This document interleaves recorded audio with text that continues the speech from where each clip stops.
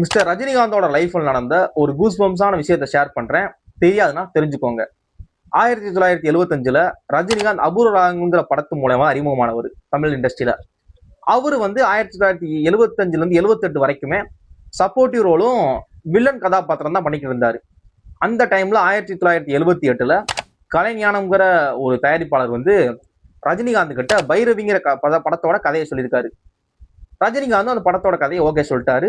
Rajinikanth okay சொன்னது படத்தோட villain கதாபாத்திரத்துக்கு. ஆனா கலைஞானம் அவர்கள் ரஜினிகாந்த் தேடி வந்தது படத்தோட கதாநாயகனான மூக்கைய கதாபாத்திரத்துக்கு. ரஜினிகாந்த் இல்ல சார், நான் கதாநாயகனான செட் ஆகாது சார், வேணாம் சார் அப்படின்னு சொல்லி அவாய்ட் பண்ணிருக்காரு. ஏன்னா படத்தோட கதாநாயகனா நம்மளை வச்சு படம் பண்றாரு, படம் ஓடுமோ ஓடாதோங்கிற பயத்துல வேணான்ட்டு இருக்காரு. இல்ல ரஜினி, படம் கண்டிப்பா ஓடும், நீங்க நம்புங்க, நம்பி வாங்க அப்படின்னு சொல்லி இது பண்ணி ரஜினிகாந்த் கலைஞானம் ஒத்துக்க வச்சிருக்காரு, நடிக்க வச்சிருக்காரு. இந்த படத்துக்கான பணத்தை சாண்டோ சின்னப்பத்தேவர், தேவர் பிலிம்ஸோட சாண்டோ சின்னப்பத்தேவர் அவர்கள்கிட்ட பணத்தை வாங்கியிருக்காரு. இவரும் ரொம்ப ஒரு அண்ணன் தம்பி மாதிரி பழகக்கூடிய ஆட்கள், சாண்டோ சின்னப்பத்தேவரும் கலைஞானமும். சாண்டோ சின்னப்பத்தேவர் என்ன சொல்லியிருக்காரு அப்படின்னா, கதை நல்லா இருக்குடா, இந்த படத்துக்கு ரஜினிகாந்தை போடாத, கமலஹாசனை போடு, கண்டிப்பா படம் ஓடுண்டா அப்படின்ட்டு இருக்காரு.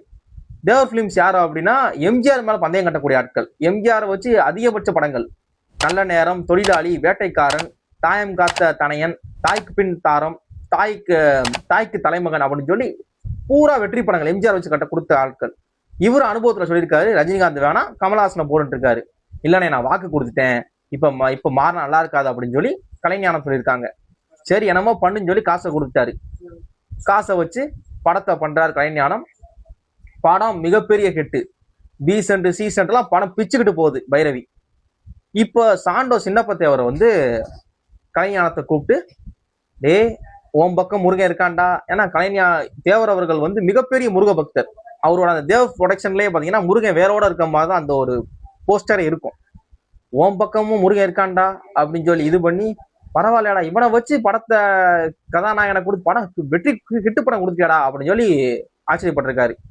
கடைசி அவர் சொன்னதுதான் படம் ஒரு பயங்கரமான சீனு. என்ன அப்படின்னா, கலைஞானத்தை கூப்பிட்டு, டே ரஜினிகாந்த என் படத்துல ஒரு 2 படத்தை நடிக்க சொல்றா என் ப்ரொடக்ஷன்ல அப்படின்ட்டு இருக்காரு. அந்த படங்கள் தான் ரங்கா, தாய்மீ சத்தியம், தர்மத்தின் தலைவன் இப்படிங்கிற அவரு படத்துல ரஜினிகாந்த் நடிச்சிருக்காரு. இந்த விஷயம் கேட்கிறப்பவே ரொம்ப பயங்கரமா இருந்துச்சு. இவர் வேணான்னு சொன்னவரு என் படத்தை 2 படத்தை நடிக்க சொல்றா அப்படின்னு சொல்லி கலைஞானத்தை கேட்டிருக்காரு, ரஜினிகாந்த் பண்ணி கொடுத்துருக்காரு. இந்த விஷயம் உங்களுக்கு இதுக்கு முன்னாடி தெரியுமா தெரியாதா அப்படிங்கிறத வீடியோல கமெண்ட் பண்ணுங்க. தேங்க்ஸ் ஃபார் வாட்சிங்.